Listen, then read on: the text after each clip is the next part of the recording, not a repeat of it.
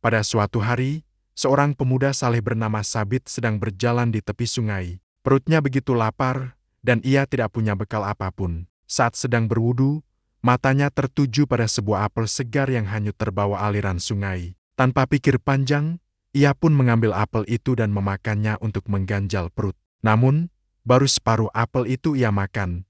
Hatinya tiba-tiba bergetar. Ia sadar, apel ini bukan miliknya. Bagaimana jika pemiliknya tidak rida? Dengan tekad yang kuat, Sabit memutuskan untuk mencari pemilik apel itu dan meminta maaf. Ia pun menyusuri aliran sungai hingga akhirnya menemukan sebuah kebun apel yang luas dan terawat. Sabit memberanikan diri mengetuk pintu dan bertemu dengan seorang penjaga. Ia menjelaskan situasinya, "Tuan, tadi saya menemukan sebutir apel hanyut di sungai. Karena lapar, saya memakannya. Kini saya datang memohon kerelaan Tuan agar memaafkan saya." Penjaga itu menjawab, "Saya hanya penjaga, bukan pemiliknya. Temuilah pemilik kebun ini.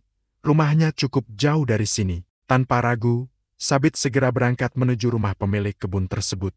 Setelah menempuh perjalanan panjang, ia akhirnya sampai dan menceritakan tujuannya. Pemilik kebun itu menatap Sabit dengan kagum. Di zaman di mana banyak orang tidak peduli halal atau haram, pemuda ini datang dari jauh hanya untuk sebutir apel.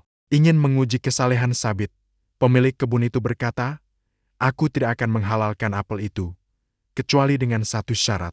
Engkau harus menikahi putriku." Sabit terkejut, namun pemilik kebun itu melanjutkan, "Ketahuilah, putriku lumpuh, tuli, bisu, dan buta. Jika engkau ikhlas menikahinya, maka aku akan merelakan apel yang engkau makan." Sabit terdiam. Ini adalah syarat yang sangat berat.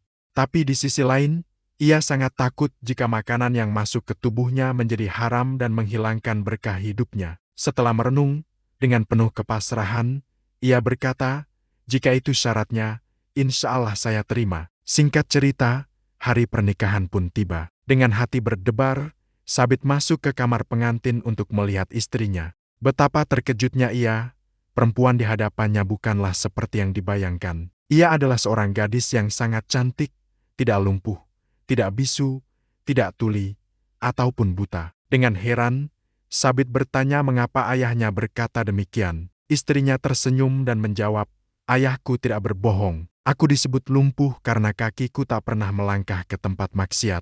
Aku bisu dari ucapan yang sia-sia dan kotor. Aku tuli dari mendengarkan hal-hal yang diharamkan Allah. Dan aku buta dari melihat segala sesuatu yang dilarang." Sabit pun bersyukur tiada terkira.